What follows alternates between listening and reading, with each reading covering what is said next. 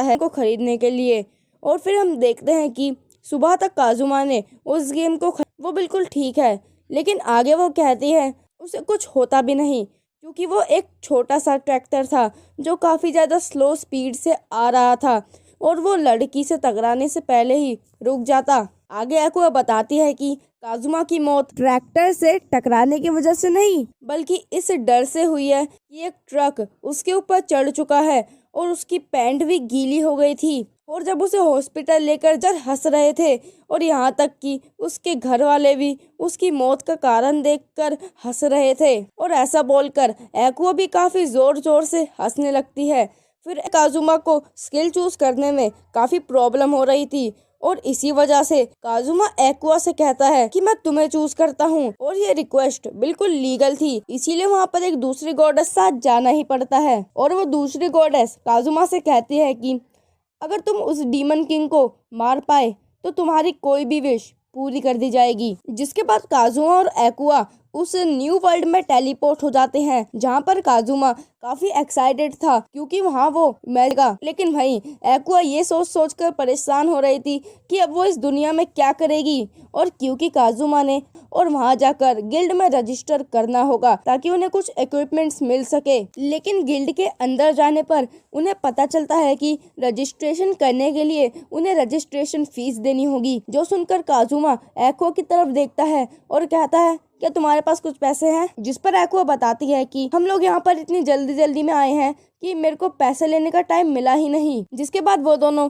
एक रेस्टोरेंट जैसी जगह पर जाके ये सोचने लगते हैं कि अब वो लोग पैसों का इंतजाम कैसे करेंगे। कि मैं गॉडेस एरिस को फॉलो करता हूँ, और जो गॉडेस एरिस है वो एक्वा से लोअर रैंक की गॉडेस है। और हम देखते हैं कि वो ओल्ड मैन एक्वा पर कुछ दया करके उसे कुछ पैसे दे देता है, जो देखकर एक्वा सोचती है कि मेरे कितने बुरे दिन आ चुके हैं, मुझे अपनी निचली रैंक की गॉडेस के फॉलोअर से पैसे मांगने पड़ रहे हैं। जिसके बाद काजुमा और एक्वा गिल्ड में जाकर रजिस्ट्रेशन करते हैं और वहाँ पर उन्हें उनके आईडी कार्ड दिए जाते हैं। और जो गिल्ड में जो लड़की थी वो उन्हें बताती है कि जैसे जैसे उनके लेवल अप होंगे उन्हें कुछ पॉइंट्स मिलेंगे, जिनकी मदद से वो नई स्किल्स को सीख सकते हैं। और फिर काजुमा पर उसका लक और इंटेलिजेंट काफी कम थे, इसीलिए एक्वा जो चाहे वो काम कर सकती है। जो सुनकर एक्वा एक आर्क प्रीस्ट बनने का डिसाइड करती है, जो कि रिकवरी और सपोर्ट मैजिक का काम करते हैं। और अब एक्वा के पास काजुमा सोचता है कि क्या मेरे लिए भी ऐसा कुछ कभी होने वाला। दूरी कर रहे होते हैं क्योंकि उनके पास रहने के लिए कोई जगह नहीं है और उन्हें यहाँ पर भी घोड़ों के साथ में रहना पड़ता है। और ऐसे ही मजदूरी करते करते उन दोनों करता है क्या उसने इस मजदूरी करने के लिए इस न्यू लाइफ को चुना था।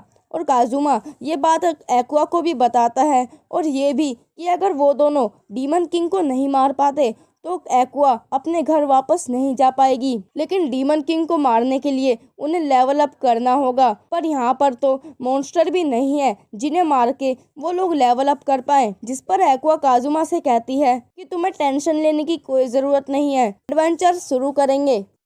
और अगले दिन काजुमा देखता है कि एक्वा दोपहर तक घोड़े बेचकर सो रही है, जो देखकर काजुमा सोचता है कि ये न्यू लाइफ कितनी बेकार है। और एक्वा के उठने के बाद काजुमा उससे पूछता है कि ये टाउन तो काफ़ी ज़्यादा खुशी से यहाँ पर रहता है और यहाँ पर तो किसी डीमन का नामो निशान भी नहीं है, तो आखिर तुम कौन से डीमन किंग की बात कर रही थी। जिस पर एक्वा बताती है कि ये टाउन डीमन किंग के कैसल से सबसे ज़्यादा दूर है और इस जगह पर ऐसा कुछ भी नहीं है जो डीमन किंग के लोग इस जगह पर हमला करेंगे। जिसके बाद ये दोनों अपने क्वेस्ट को पूरा करने के लिए आ जाते हैं, जिसमें इन्हें कुछ बड़े फ्रॉक्स को हराना है, जो कि वैसे तो काफ़ी शांत रहते हैं, पर बच्चे देने के वक्त ये फार्मर्स की बकरियों को खा जाते हैं ताकि इन्हें बच्चे पैदा करने की ताकत मिल सके। वही हम काजुमा को देखते हैं जिसकी इन सभी फ्रॉक से काफ़ी ज़्यादा फटी हुई है और वो अपनी जान बचाकर इधर उधर भाग रहा होता है, जो देखकर एक्वा उसका बहुत मजाक बना रही थी। और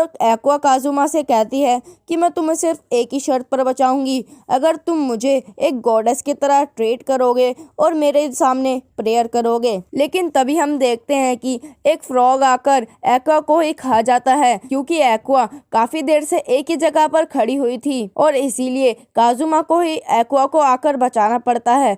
फिर काजुमा एक्वा से कहता है कि हमें टाउन वापस चलना चाहिए, क्योंकि ये फ्रॉक्स हमारे लिए बहुत ज़्यादा बड़े हैं और हम इनका सामना नहीं कर पाएंगे। जिस पर एक्वा कहती है कि मैं ऐसे नहीं जा सकती क्योंकि मैं एक गॉडेस हूँ और अगर मैं इस तरह चली गई तो मेरे फॉलोअर्स मेरे बारे में क्या सोचेंगे। ऐसा बोलकर एक्वा उन सभी फ्रॉक्स पर हमला करने चली जाती है और अपना सबसे पावरफुल अटैक यूज करती है। लेकिन हम देखते हैं इस अटैक से भी उस फ्रॉक को कुछ भी नहीं होता और वो फ्रॉग फिर से एक्वा को निगल जाता है। इसीलिए फिर से काजुमा को ही जाकर उसे बचाना पड़ता है।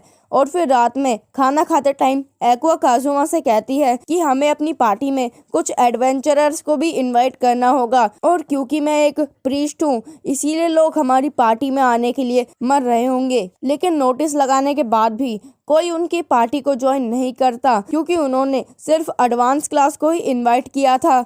जिसे देखकर काजुमा एक्वा से कहता है कि हमें बार को थोड़ा सा कम कर देना चाहिए ताकि लोग हमारे पास भी आए। तभी काजुमा के पीछे एक मेगुमिन नाम की लड़की आती है जो कि एक विजार्ड है और ये बहुत ज्यादा पावरफुल एक्सप्लोजन मैजिक भी यूज कर सकती है। फिर मेगुमिन काजुमा से कहती है कि मैं तुम्हारी पार्टी ज्वाइन करना चाहती हूँ और ऐसा बोलते ही मेगुमिन नीचे गिर जाती है क्योंकि उसने 3 दिन से कुछ भी नहीं खाया होता। और मेगुमिन उन दोनों को ये भी बताती है कि उसने जो अपनी आंख पर कवर लगाया है वो इसीलिए लगाया है क्योंकि इसके बिना उसकी पावर बहुत ज्यादा बढ़ जाती है और फिर मेगुमिन उस पावर को कंट्रोल नहीं कर पाती। जो सुनकर काजुमा भी मेगुमिन पर भरोसा कर लेता है लेकिन तुरंत मेगुमिन बताती है कि ये सब तो मैंने सिर्फ स्टाइल मारने के लिए लगाया हुआ है। फिर एक्वा कहती है कि क्रिम्सन डीमन काफी ज्यादा ताकतवर होते हैं और वो मैजिक करने में भी काफी आगे होते हैं लेकिन उन सभी का नाम काफी अजीब होता है। जो सुनकर मेगुमिन बताती है कि मेरी मम्मी का नाम युई और मेरे पापा का नाम होइजाबुरो है। जिसके बाद काजुमा और एक्वा मेगुमिन के एडवेंचर कार्ड को देखते हैं जिसमें उसके स्टैट्स भी काफी अच्छे थे। जिसके बाद काजुमा और एक्वा मेगुमिन के एक्सप्लोजन मैजिक को टेस्ट करने के लिए उन बड़े फ्रॉक्स के पास जाते हैं जहां पर मेगुमिन को अपने मैजिक को एक्टिवेट करने में थोड़ा टाइम लग रहा था। इसीलिए काजुमा और एक्वा उन फ्रॉक्स को संभालने लगते हैं लेकिन ज्यादा ताकत दिखाने के चक्कर में एक्वा फिर से फ्रॉग के मुंह में फंस जाती है। तभी मेगुमिन अपने एक्सप्लोजन मैजिक को यूज करती है जो कि सच में काफी ज्यादा पावरफुल होता है और इस हमले से वो फ्रॉग भी डाउन हो जाता है। लेकिन वहाँ सो रहे बाकी फ्रॉग्स जाग जाते हैं और क्योंकि मेगुमिन अपने एक्सप्लोजन मैजिक का यूज दिन में सिर्फ एक ही बार कर सकती है इसीलिए इस मैजिक को यूज करते ही मेगुमिन नीचे गिर जाती है और फ्रॉग्स आकर एक्वा और मेगुमिन को खा लेते हैं और फिर से काजुमा को ही उन्हें बचाना पड़ता है। और वापस जाते हुए